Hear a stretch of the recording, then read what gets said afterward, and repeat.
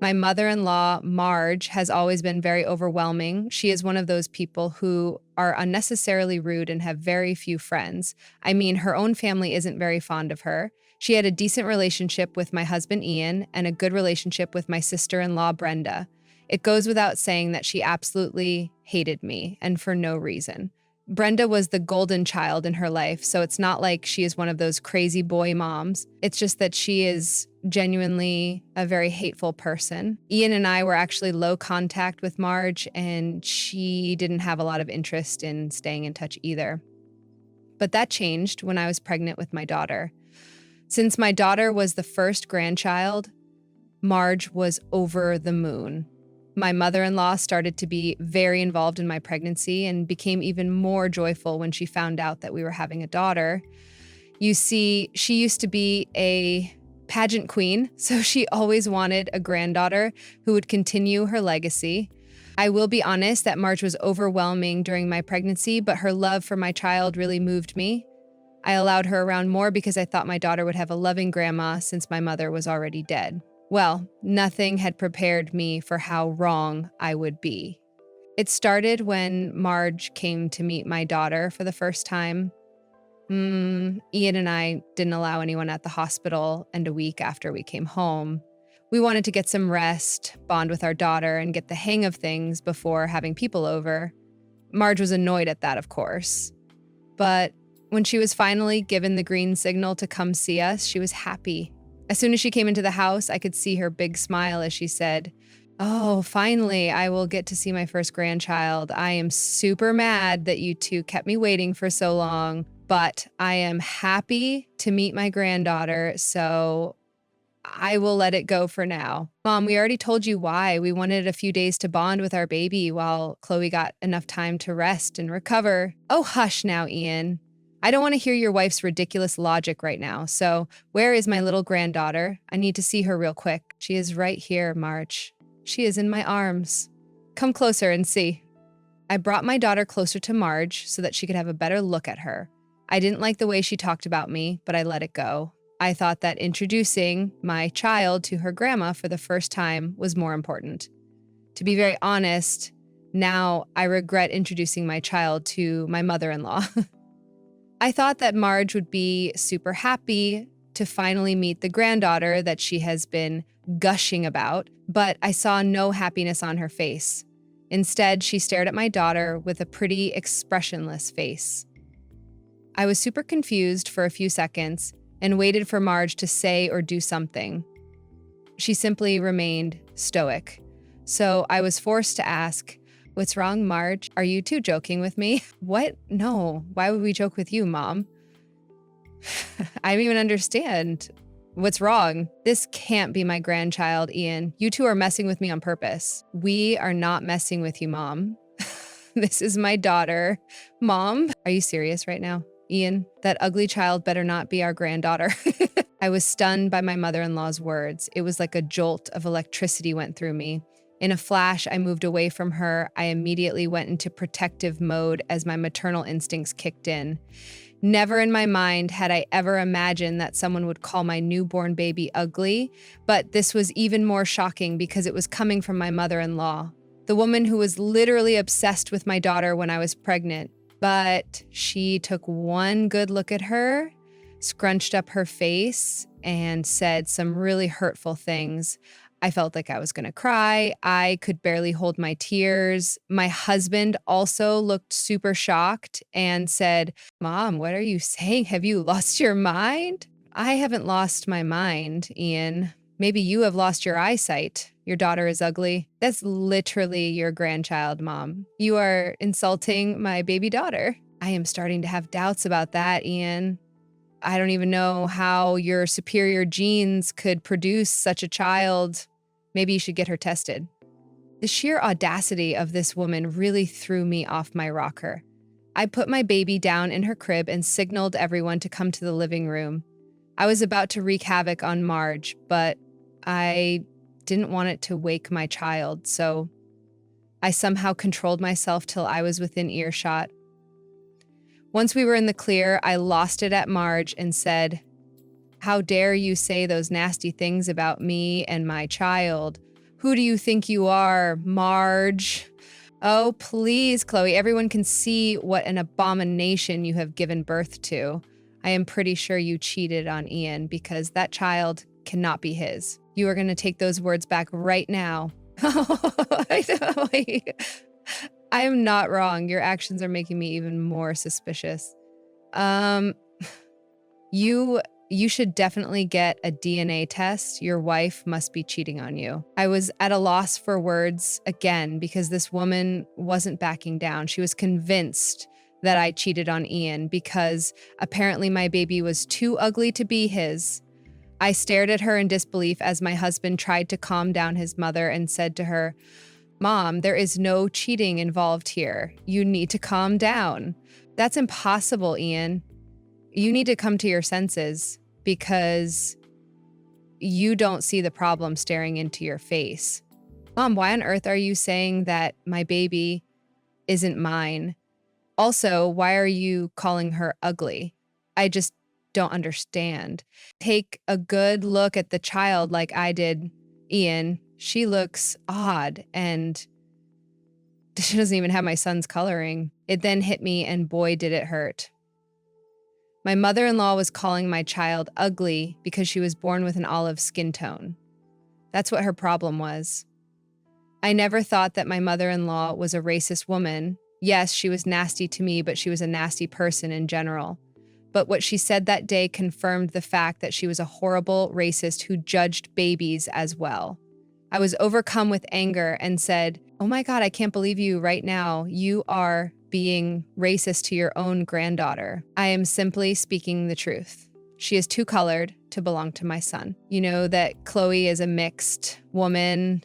It's not abnormal for my child to be slightly darker than me and her. You have no right to accuse her of cheating, let alone call my daughter ugly. Listen to me, son. Don't fall into your wife's trap. You better get a DNA test and settle this. If we act fast, maybe we can get you off the birth certificate. Get out, Mom. Leave. Just leave right now. Don't come back until you are ready to apologize and accept your wrongs." My husband's words momentarily shocked my mother-in-law, but she left after a few seconds. She made it clear to us that she didn't think she was in the wrong. She even held her head high as she walked out the door, not even stopping to think what she was doing. Once Marge was gone, there were a few minutes of silence in the house. Then the dam broke and I started to bawl. Maybe it was the messed up hormones, but boy, I cried like a little girl. If you were a mother, you would know what it feels like when your innocent child is called names and bullied. I felt just like that. My daughter wasn't even a month old, and her own family was being racist towards her. An innocent child who didn't do anything wrong was being deprived of love because she had dark skin. I couldn't take it anymore. I was angry and hurt, and it all poured out in my tears. My husband comforted me as best as he could under the circumstances. I felt his hands shake as he lifted me up from the sofa and took me to our room. She was just as shaken as I was, but he immediately prioritized me because I was weak and vulnerable after giving birth. My husband is an absolute saint. He held it together and gave me time to recover. He even went to check on our daughter when I was too weak to move. I knew he sat with her in the nursery for a long time because he wanted to comfort her. We knew that our daughter didn't understand what happened, but we did. So we both wanted to comfort our child. We didn't have a single discussion about this that way. The emotions were too raw. We focused on showering our baby with love and taking care of each other. However, we couldn't ignore the problem. It was too big and needed immediate attention.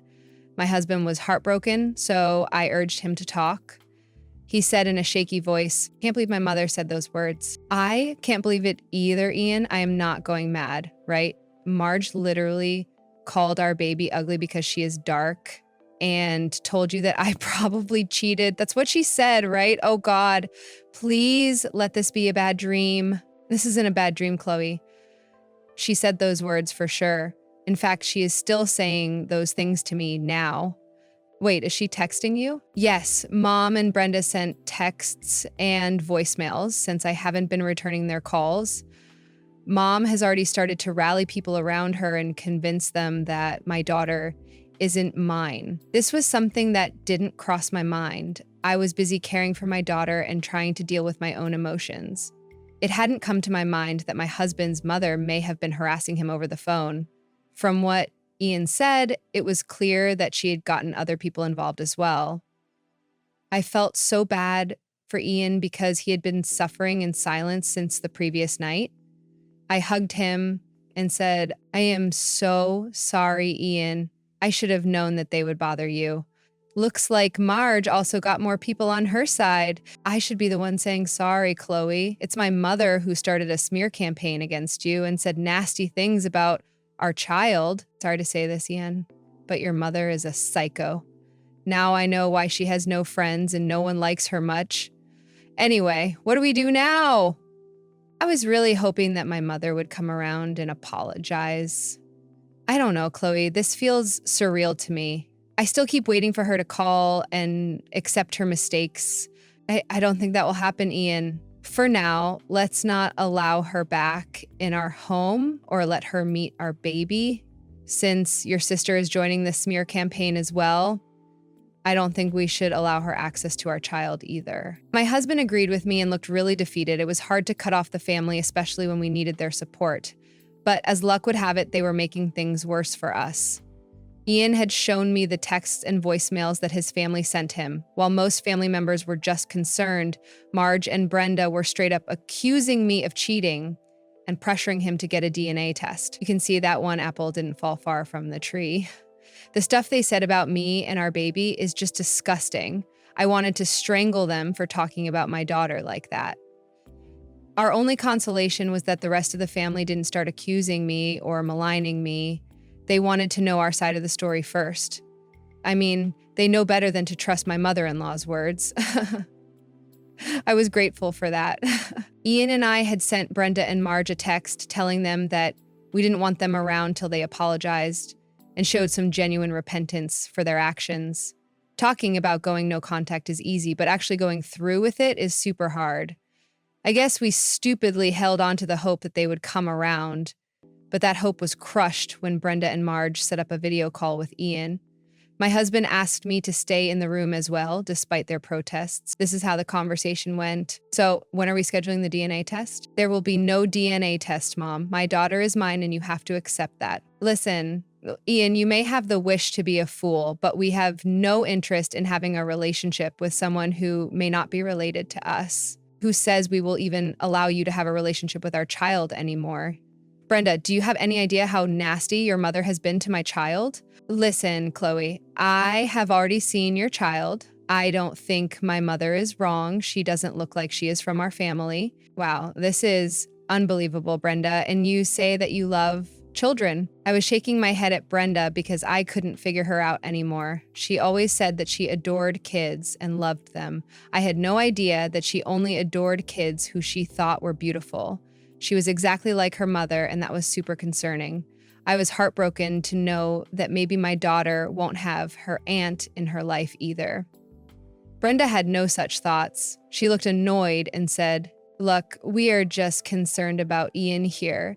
I don't know why you are even on this call, Chloe. I am here because it is me and my daughter we are talking about. I don't see why you are so opposed to a DNA test.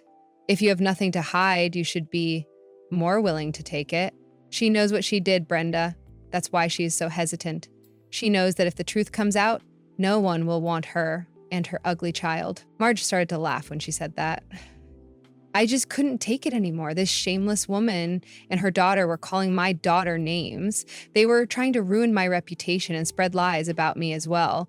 I decided then and there that enough was enough. But before I could say anything, Ian interjected and said, "That's enough, Mom. You will stop calling my daughter ugly right now. You will call her ugly too once you find out she is not yours. She is mine, Mom. That's why it hurts so much. I never thought that my own mother would be so cruel to my precious daughter. You should be ashamed of yourself, Mom. Hey, there is no need to attack Mom. She is looking out for you. Also, I don't know why she should be ashamed since there is no proof she is her granddaughter. You know what, Brenda and Marge? I have had enough. You will have the DNA test go set everything up. We won't be paying for it though. I was so mad that I agreed to have the DNA test. They had been pushing Ian too much, and I didn't want him to suffer anymore. Also, I needed to have proof in hand because Marge was hell-bent on proving me to be a cheater. I could have just let things be and ignored them, but it wasn't going to help anyone. So I decided that they could have the DNA test they wanted. I won't get into the details of how the test happened. Ian assured me that I don't have to do it if I don't want to, but I told him that it was to save both of us from trouble. I knew that I didn't cheat and Ian trusted me, so I wasn't too concerned about the test. Well, the results came back, and to the major disappointment of Marge and Brenda, Ian was indeed my daughter's father. The day the results came back, we called them up and said, "I hope this clears things up. I don't want to hear this cheating nonsense again." Well, I guess Chloe is in the clear. Yeah, she is in the clear, but you aren't, Mom.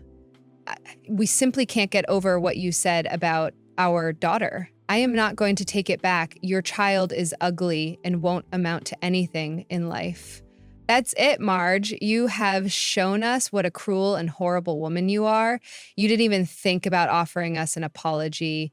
We won't tolerate this nonsense anymore, Marge. We don't want you around our daughter anymore. As if I care, Chloe.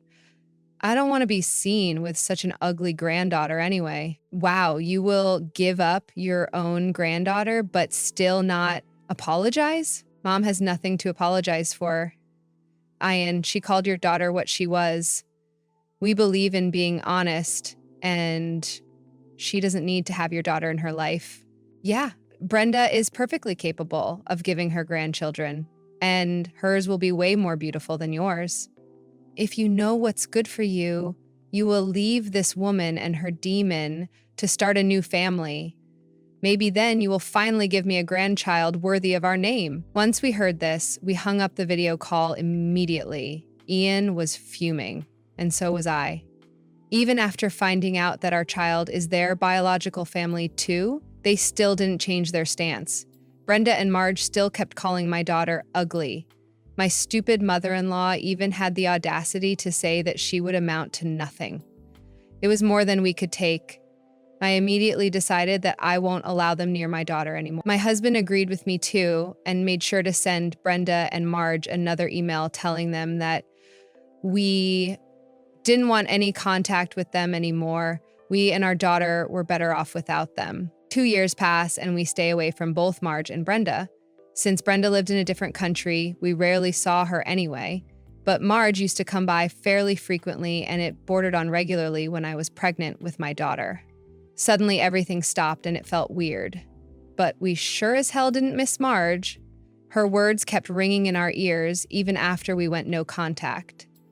We considered it our duty as parents to protect our children from people like Marge, so we had no guilt over cutting her off. Marge didn't have any problem with the no contact either. She had made it clear that she didn't want a relationship with a grandchild who looked nothing like her.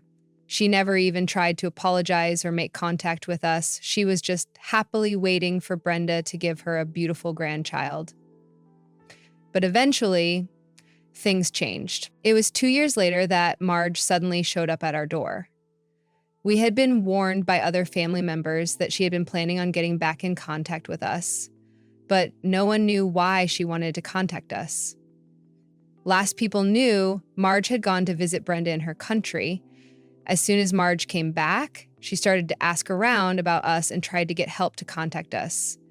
But we had already blocked her on our phones and socials. Apparently, she was even scared to come see us on our own, but no family member wanted to get involved in her drama. So Marge was forced to come to us alone. When she showed up at our door, we didn't know what to do. She came on a day that she knew me and Ian would be home. She looked pretty frail and didn't have the same attitude she had before. We didn't want to let her in, so she stood outside on our porch. We said, "What do you want, Mom?" Hi, Ian. It's so nice to see you again. It's been so long. Cut the crap, Mom. We don't have time for this. It's the weekend and we have plans already. Just say what you want to say. Oh, you have plans? I guess you guys also have family outings like we did. That's nice. I'm sure my granddaughter enjoys it. As soon as Marge called my daughter her granddaughter, I saw red. This woman has literally never failed to surprise me. I had no idea what she was trying to do at my house and why she was talking about her granddaughter. I immediately jumped in and said, whoa, Marge, let's back it up a little. Our daughter is not your grandchild. You wanted no relationship with her, remember? I made a mistake, Chloe. I don't know what had gotten into me. I realize now that I have been very stupid.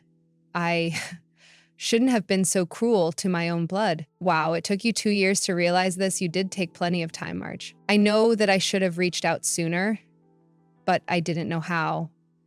Like I said, I have been very stupid. Do you realize that you missed out on the first 2 years of my granddaughter's life because of your stupidity? I realize that too, Ian. Believe me, I have no words to express how sorry I am. I can't sleep at night knowing how cruel I had been to my grandchild. I accept my wrongs, guys. Please forgive me. Ian and I were both pretty upset at Marge. We didn't buy her sorry excuses even once. We knew from our family that she had been bad-mouthing me and my daughter up until the day she left to see Brenda. We had attended several family gatherings where she was present. She wouldn't even talk to us, let alone ask about our child. We consciously avoided taking our daughter there so Marge wouldn't accidentally say something to her face. But who knew that Marge would come by to the house exclusively for my daughter? Ian and I looked at each other to make sure we were on the same page about not trusting Marge. Well, I was relieved to see that my husband wasn't buying her acting either, so I cut straight to the chase and said, "What do you want, Marge? I want to see my granddaughter. I want to have a relationship with her." Hard no, Marge. We have already made it clear that we want nothing to do with you. You can't suddenly change your mind and expect us to feel sorry for you. I have already accepted my wrongs, Chloe. I even apologized. I don't know what else you want me to do. Shouldn't I deserve a chance to mend the bridges? I think you have already destroyed that chance, Mom. We have given you multiple chances to change your attitude. If you were really sorry, you would have come and apologized after that stupid DNA test you made us take. As if that wasn't bad enough, you continued calling our daughter ugly and not deserving of your family name. I don't think we will ever allow you to be near our daughter after all this, Marge. Marge started to cry when she was confronted with what she did in the past. I don't know why this woman thought that she could randomly show up after 2 years and expect us to welcome her with open arms. God knows what goes on in her head. She seemed to be fine staying away from us, but now she was trying to create drama. Ian and I didn't even know why she suddenly felt love for our daughter, but Marge was adamant that she wanted to see her. She said, "I know I made mistakes, guys. I am not denying anything, but I accepted that and want to be better. You can't keep my granddaughter away from me just because of a small mistake." It wasn't a small mistake, Marge. You insulted my daughter and called her names. No one in their right mind would do what you did. I understand that, Chloe. That's why I want to be a good grandmother and build a relationship with my granddaughter. I don't think so, Mom. Also, you need to stop calling her your granddaughter after you rejected her so horribly, but I am her grandma. She is my grandchild. You know that I always wanted a grandbaby. How can you be so heartless about keeping her away from me? Well, please, Mom. We didn't keep her away from you. You never wanted to be around her in the first place. You said that Brenda will give you better grandchildren anyway, so why don't you go to her and pester her about it? I can't do that, guys. Brenda cannot give me grandkids. She recently went to the doctor after trying to have kids for a year.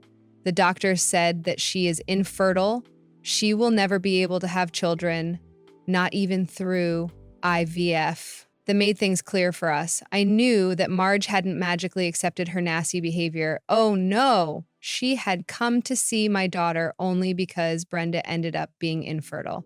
We knew that she and her boyfriend were trying to have a child. That's why Brenda had so confidently told us that she would give Marge a better grandchild. Well, as luck would have it, Brenda ended up being infertile. Did I feel bad for her? Actually, no, I didn't feel bad for her. Maybe some of you will judge me for it, but the truth is, after I saw her true face, I didn't feel bad for her. But I wasn't going to say it to Marge's face. Instead, I just laughed a little and said, "There it is." I had been wondering what brought about this sudden change of heart.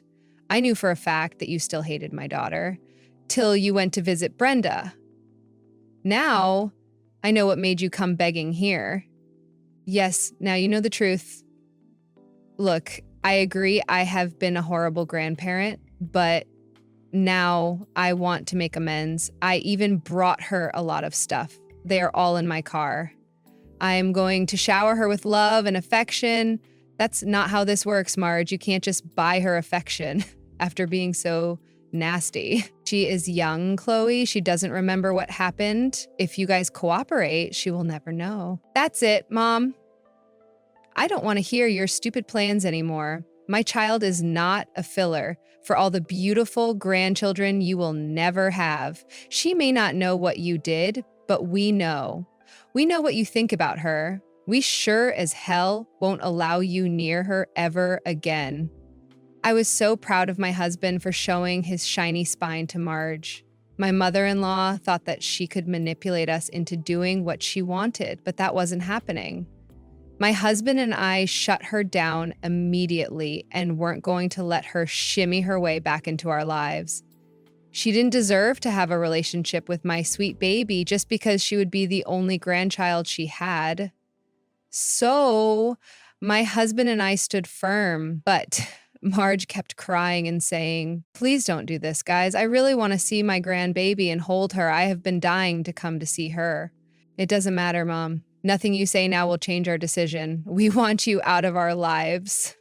Don't be so cruel, Ian. Your daughter needs a grandmother in her life. Since Chloe's mother is dead, I am her only living grandmother now. Will you really deprive her of her only grandma's love? Yes, that's exactly what we will do. The only grandmother she will know is my dead mom. As for you, sorry, but my daughter doesn't need an ugly grandmother in her life.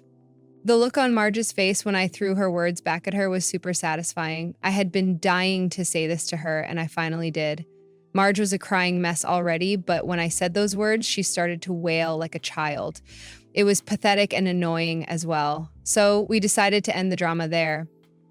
Ian repeated what I said and told her not to bother us again. After those words were said, the door was shut and Marge was left wailing on our porch. If you think Marge immediately stopped pestering us, you are wrong. She left that day, but kept coming back to beg for forgiveness again. It was getting super annoying because it disrupted our schedule a lot. We were also trying to keep our daughter away from this mess, so Marge's coming over needed to stop. I am glad she did, though, because it gave us the push to finally purchase a house and stop renting. We found our dream home after looking for 10 days. I know, it's a miracle. The price was slightly above our budget, but we went with it anyway. We moved in soon after because the house was in pristine condition. Our fast move made it easier for us to avoid Marge since she wasn't given our new address. I also got our relatives to rally around us and tell her off for harassing us. When she saw that no one was on our side, she had to give up. We did get a screaming call from Brenda, who accused us of being cruel to her mother. She also demanded access to our child virtually till she could come back. We promptly hung up and blocked her new number as well. So now Brendan and her psycho mother will never know our beautiful daughter, and it just makes me so giddy that they finally paid for their actions.